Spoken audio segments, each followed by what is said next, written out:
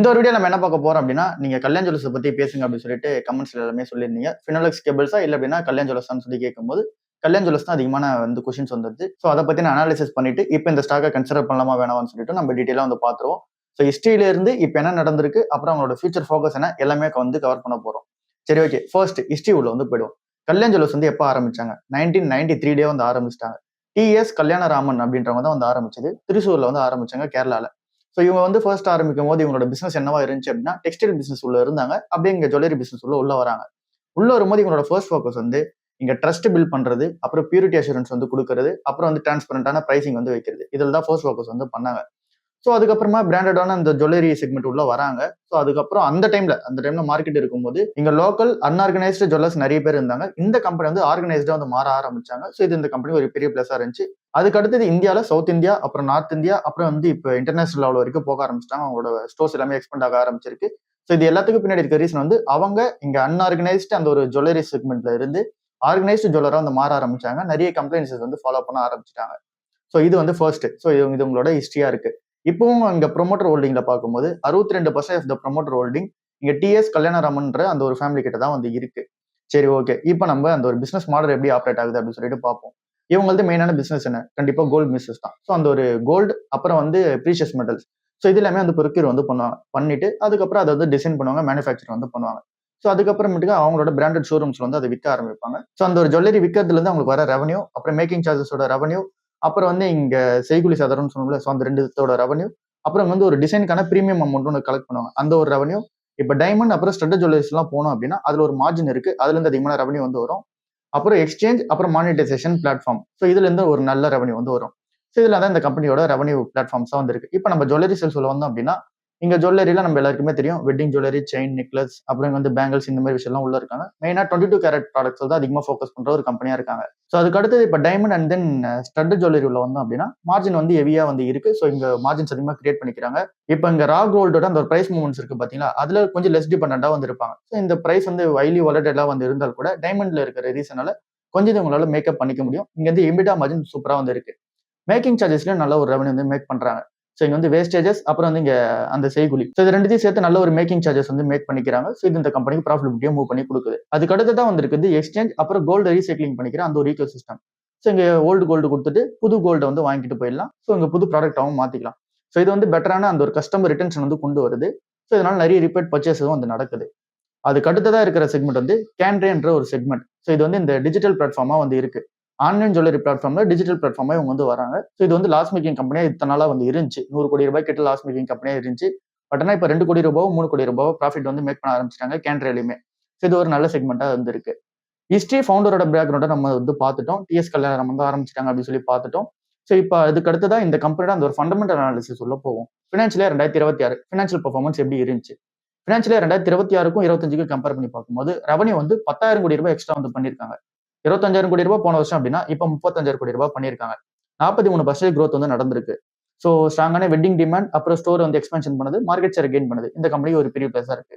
Profit after டாக்ஸா பார்த்தோம் அப்படின்னா financial 2026ல 1,350 கோடி ரூபாய் பண்ணாங்க. ஃபினான்ஷியல் 2025ல 714 கோடி ரூபாய் பண்ணாங்க. இதோட growth வந்து 86% இயர் ஆன் இயர் பேசிஸ்ல வந்து growth ஆயிருக்கு. இப்போ Q4ஓட ரெவன்யூ பெர்ஃபார்மன்ஸ் மட்டும் பார்க்கும்போது 10,000 கோடி ரூபாய் மேக் பண்ணிருக்காங்க. இது இயர் ஆன் இயர் பேசிஸ்ல 66% வந்து ஏறி இருக்கு. நெட் ப்ராஃபிட் 410 கோடி ரூபாய் 118% இயர் ஆன் இயர் பேசிஸ்ல வந்து ஏறி இருக்கு. எபிட்டாவை பொறுத்தல 736 கோடி ரூபாய் மேக் பண்ணிருக்காங்க. அது வந்து 84% இயர் ஆன் இயர் பேசிஸ்ல வந்து ஏறி இருக்கு. எபிட்டா மார்ஜின் 6.4ல இருந்து 7.1 மேக் பண்ணிருக்காங்க. ஸோ இந்த ஒரு கம்பெனியோட போன வருஷம் பெர்ஃபார்மன்ஸுக்கும் இந்த வருஷம் பெர்ஃபார்மன்ஸுக்கும் கம்பேர் பண்ணாலும் சூப்பரா வந்து இருக்காங்க.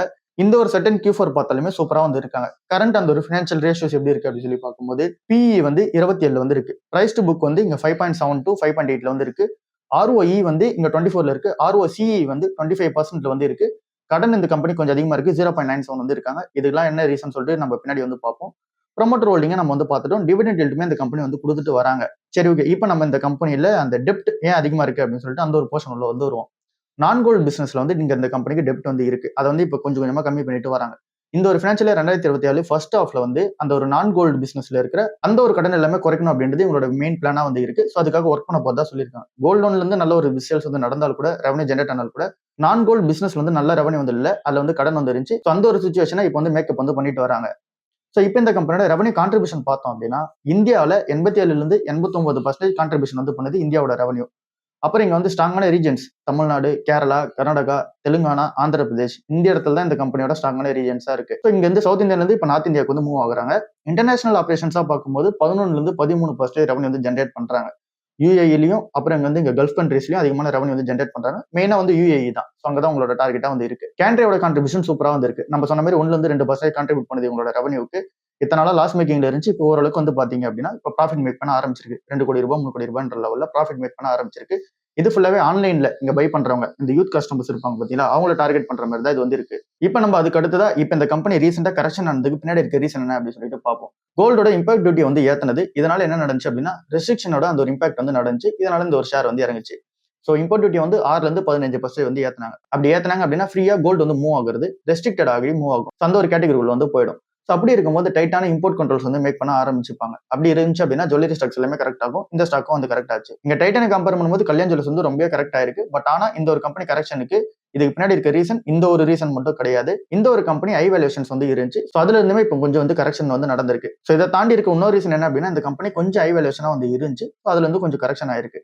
ஸோ இங்க இம்போர்ட் டியூட்டி ஏத்துனது இந்த கம்பெனியோட மெயினான ஒரு டிராபேக்கா வந்து இருக்கு. ஸோ இந்த ஒரு இம்போர்ட் வந்து ரொம்ப ரெஸ்ட்ரிக்ஷன் பண்ற ரீசனால கல்யாணுக்கு பெனிஃபிட்டா இருக்குமா? இப்போ வந்து ஷார்ட் டர்ம்ல வாலட்டிலிட்டி வந்து இருக்கு. இந்த கம்பெனி வந்து இறங்குச்சு. பட் ஆனா லாங் டர்ம்ல பார்க்கும்போது இந்த கம்பெனி பெனிஃபிட்டா வந்து இருக்க போகுது. எப்படி அப்படின்னு சொல்லி பார்க்கும்போது ஆர்கனைஸ்டு மார்க்கெட் ஷேர்ல வந்து இந்த கம்பெனி வந்து கெயின் பண்ணிக்க போறாங்க. அப்படின்னா இங்க வந்து அன்ஆர்கனைஸ்டு மார்க்கெட் ஜுவல்லர்ஸ் வந்து இருப்பாங்க. லோக்கல் ஷாப் ஓனர்ஸ் எல்லாம் வந்து இருக்காங்க. நிறைய பேர் வந்து இன்னும் கோல்டு பை பண்றதுக்கு இன்னும் ஜிஎஸ்டி எல்லாம் வந்து கட்டாம கூட உங்களால வந்து பை பண்ணிக்க முடியும். அப்படின்ற ஸ்டோர்ஸ் வந்து நிறைய வந்து இருக்கு. ஸோ இந்த மாதிரி அடகு கடை அப்புறம் வந்து இங்க வந்து சின்ன சின்ன கடைகள்லாம் இருக்கு பாத்தீங்களா, அவங்கள விட கல்யாண் ஜுவல்லர்ஸ் வந்து பார்க்கும்போது ஒரு ஸ்டெப் ஹெடா வந்து இருக்காங்க. அவங்களால மார்க்கெட் ஷேர் வந்து ஈஸியா பிடிச்சிக்க முடியும்.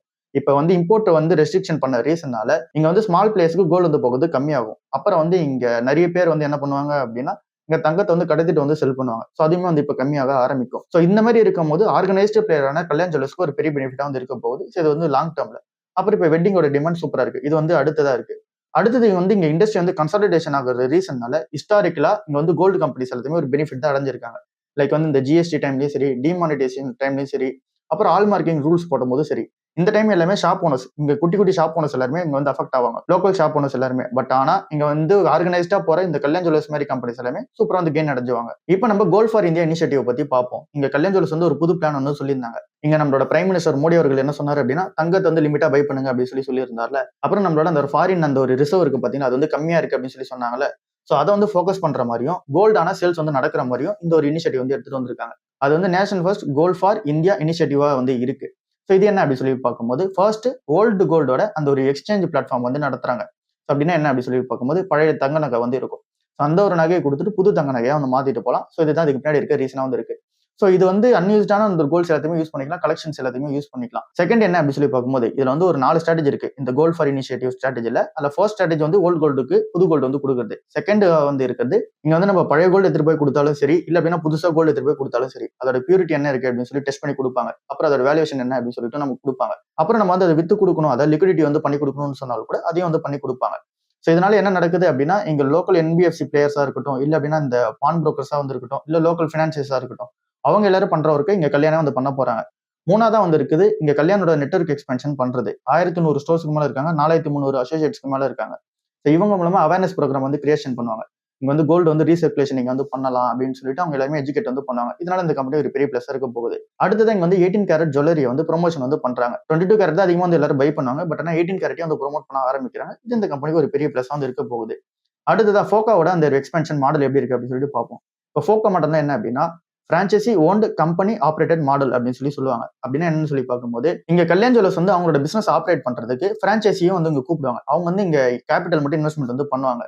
ஸோ கேபிட்டல் இன்வெஸ்ட்மெண்ட் பண்ணிட்டாங்க அப்படின்னா கல்யாணம் வந்து அந்த பிசினஸ் ஆப்ரேட் பண்ணி எடுத்துட்டு போயிடுவாங்க. ஸோ இது வந்து ஒரு அசட் லைட் மாடலா வந்து ஒர்க் ஆக ஆரம்பிக்கும். இதனால இந்த கம்பெனிக்கு டெப்ட் வந்து கொஞ்சம் கம்மியாக ஆரம்பிக்கும். அப்புறம் ROC வந்து அதிகமாக ஆரம்பிக்கும். ஸோ இது இந்த கம்பெனிக்கு ஒரு பெரிய பிளஸா இருக்கு.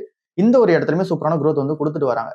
ஸோ இது எல்லாமே இந்த ஒரு கம்பெனிக்கு பிளஸா இருக்கும்போது இன்னொரு பிளஸ் வந்து இருக்கு. Tier 2, Tier 3 சிட்டிஸ்ல எக்ஸ்பென்ஷன் வந்து பண்ணிட்டு வராங்க. அது ஒரு பிளஸா வந்து இருக்கு. ஸோ இது எல்லாமே இருக்கிற ஒரு பிளஸா இருக்கு. மைனஸா இருக்குது என்ன அப்படின்னு சொல்லி பார்க்கும்போது கோல்டு பிரைஸ் வந்து இன்னும் வாலட்டிலிட்டியா வந்து இருக்கு.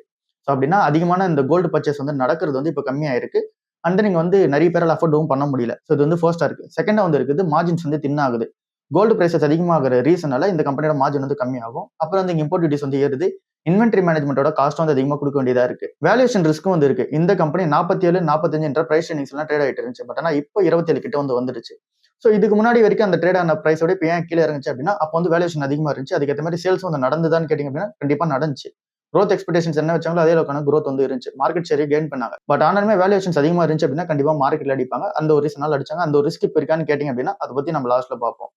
சோ இப்ப இவங்களுக்கு காம்படிட்டிவ் பொறுத்தவரை இங்க டைட்டன், மலபார் கோல்ட், அப்புறம் வந்து சென்கோ கோல்ட் இந்த மாதிரியான பிளேயர்ஸ் எல்லாமே உள்ள இருக்காங்க. இவங்களால காம்படிஷன் வந்து ஹெவியா குடுத்துட்டு இருக்காங்க இந்த ஒரு கம்பெனிக்கு.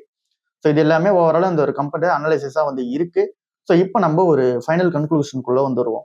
இப்ப நம்ம வந்து எல்லாமே பார்த்துட்டோம். இந்த கம்பெனி வந்து எங்க ஆரம்பிச்சாங்கன்னு பார்த்துட்டோம். இப்ப எப்படி எக்ஸ்பென்ஷன் பண்ணிட்டு இருக்காங்கன்னு பார்த்துட்டோம். இவங்க கிட்ட எவ்வளவு ஸ்டோர்ஸ் வந்து இப்ப இருக்கு. அண்ட் தென் இவங்க எவ்வளவு ஸ்டோர்ஸ் வந்து இப்ப ஆட் பண்ணிட்டு வராங்க. அண்ட் தென் இன்டர்நேஷனல் இருந்து எவ்வளவு ரெவன்யூ வருது. இந்தியால இருந்து எவ்வளவு ரெவன்யூ வந்து வருது. எது வந்து ஹை மார்ஜின் ப்ராடக்ட், எது வந்து இங்க வந்து லோ மார்ஜின் ப்ராடக்ட் அப்படின்றது எல்லாத்தையுமே வந்து பார்த்துட்டோம். நான் கோல்ட் பிசினஸ்ல நெகட்டிவா இருக்கிறது எல்லாத்தையுமே நம்ம வந்து பார்த்துட்டோம். இப்ப நம்ம ஒரு இன்வெஸ்டரா வந்து பார்க்கும்போது 27 பிரைஸ் டு ஏர்னிங்ஸ்க்கு நம்ம வந்து கன்சிடர் பண்றது பெட்டரா இருக்குமான்னு கேட்டீங்க அப்படின்னா, இப்ப இருக்க பிரைஸ் ஏர்னிங்ஸ்க்கு ஓகேவா தான் வந்து இருக்கு. 45 பிரைஸ் ஏர்னிங்ஸ் வந்து ஆவரேஜா ட்ரேட் ஆயிட்டு இருக்கும். இங்க 30, 35 வந்து இருந்துச்சு. இப்ப வந்து 27 கிடைக்கும்போது ஓரளவுக்கு ஓகேவா தான் வந்து இருக்கு. நம்ம மத்த கோல்டு கம்பெனிஸோட ஸ்டாக்ஸ பொறுத்தளவுல லைக் வந்து சென்கோ கோல்ட், அப்புறம் பிசி ஜுவல்லர்ஸ்லாம் பார்த்தோம் அப்படின்னா, அந்த கம்பெனிஸ்ல நிறைய பிரச்சனை வந்து இருக்கு. கடன் வந்து அதிகமா இருக்க கம்பெனிஸா இருக்காங்க. பட் ஆனா கல்யாண் ஜுவல்லர்ஸ் கம்பெனி வந்து பார்க்கும்போது இவங்களுக்கு கடன் அதிகமா இருந்தாலும் கூட இந்த கம்பெனி கிட்ட பே பண்றதுக்கான அந்த எபிலிட்டி வந்து இருக்கு. சோ அந்த ஒரு ரீசனால மட்டும் நம்ம இந்த ஒரு ஸ்டாக்கை கன்சிடர் பண்றதுக்கு நம்ம வந்து ட்ரை பண்ணி பார்க்கலாம். அண்ட் தென் இந்த ஒரு கம்பெனிக்கு இங்க பேக்டப்ல நிறைய இன்வெஸ்டர்ஸ் வந்து இருக்காங்க. இந்த கம்பெனியோட பிராண்ட் வேல்யூ நம்ம கம்பேர் பண்ணும்போது சென்கோ கோல்டா, பிசி ஜுவல்லர்ஸா இல்ல அப்படின்னா கல்யாண் ஜுவல்லர்ஸா நம்ம பார்த்தோம் அப்படின்னா எல்லாருமே கல்யாண் ஜுவல்லர்ஸ் தான் வந்து ப்ரிஃபர் பண்ணுவாங்க. ஏன் அப்படின்னா அந்த ஒரு பிராண்ட் வேல்யூ வந்து இருக்கு. செலிபிரிட்டிஸ் நிறைய பேர் வச்சு ப்ரொமோஷன் பண்ண ரீசனால பிராண்ட் வேல்யூ வந்து இருக்கு. சோ அந்த ஒரு ரீசனால இந்த ஒரு ஸ்டாக்கை பொறுத்தவரை இப்போதைக்கு ஓரளவுக்கு ஓகேவா தான் வந்து இருக்கு. பட் ஆனா இந்த ஒரு கம்பெனி இறங்குறதுக்கான சான்சஸ் இருக்கான்னு கேட்டீங்க அப்படின்னா, கோல்டோட இம்போர்ட் டியூட்டி வந்து அதிகப்படுத்தின ரீசனால இங்க அதிகமா கோல்டு வந்து பை பண்ணாம போயிட்டாங்க அப்படின்னா இந்த கம்பெனி கொஞ்சம் நெகட்டிவா தான் இருக்கும். அந்த ரிஸ்க் எல்லாமே நம்ம வந்து பார்த்துட்டோம். சோ இறங்குறதுக்கான சான்சஸ் கொஞ்சம் வந்து இருந்தால் கூட இப்போதைக்கு இந்த ஒரு கம்பெனிக்கு பாசிட்டிவா தான் இருக்கு. நிறைய பேர் கோல்டு வந்து வாங்கிட்டு தான் இருக்காங்க. சோ இந்த வேல்யூஷன்ஸ் நம்ம கன்சிடர் பண்ணிட்டு ஒருவேளை பிரைஸ் சேஞ்ச் வந்து 20 கிட்ட போகுது அப்படின்னா, இப்ப இருக்க பிரைஸ் என்ன ரூ. 352 இருந்து கீழ இறங்கும். அப்படி இறங்குது அப்படின்னாலும் நம்ம கன்சிடர் பண்ண போறோம் அப்படின்னா, நம்ம தாராளமா இந்த டைம்லயே வந்து கன்சிடர் பண்ணிக்கலாம். ரூ. 300 கீழ போச்சு அப்படின்னா தாராளமா கன்சிடர் பண்ணிக்கலாம். இப்ப கன்சிடர் பண்றவங்க ஒரு வேளை ரூ. 300 கீழ வருது அப்படின்னும்போது 1, 2ன்னு கன்சிடர் பண்றதுக்கு ரெடின்னும்போது நம்ம இந்த ஸ்டாக்கை வந்து கன்சிடர் பண்ணி பார்க்கலாம். சோ இதுதான் ஓவரால் அனாலிசிஸா வந்து இருக்கு. சோ இந்த ஒரு கம்பெனி எப்படி ஆரம்பிச்சாங்க என்ன இதெல்லாம் உங்களுக்கு டீடைலா புரிஞ்சிருக்கும்னு நினைக்கிறேன். அடுத்த வீடியோல ஃபினாலெக்ஸ் கேபிள்ஸ பத்தி பார்ப்போம். அந்த வீடியோ வேணும் அப்படின்னா கண்டிப்பா கமெண்ட் செக்ஷன்ல வந்து சொல்லுங்க. இவ்வளவுதான் இன்னைக்கான வீடியோ. அடுத்த வீடியோல சந்திப்போம். பாய்.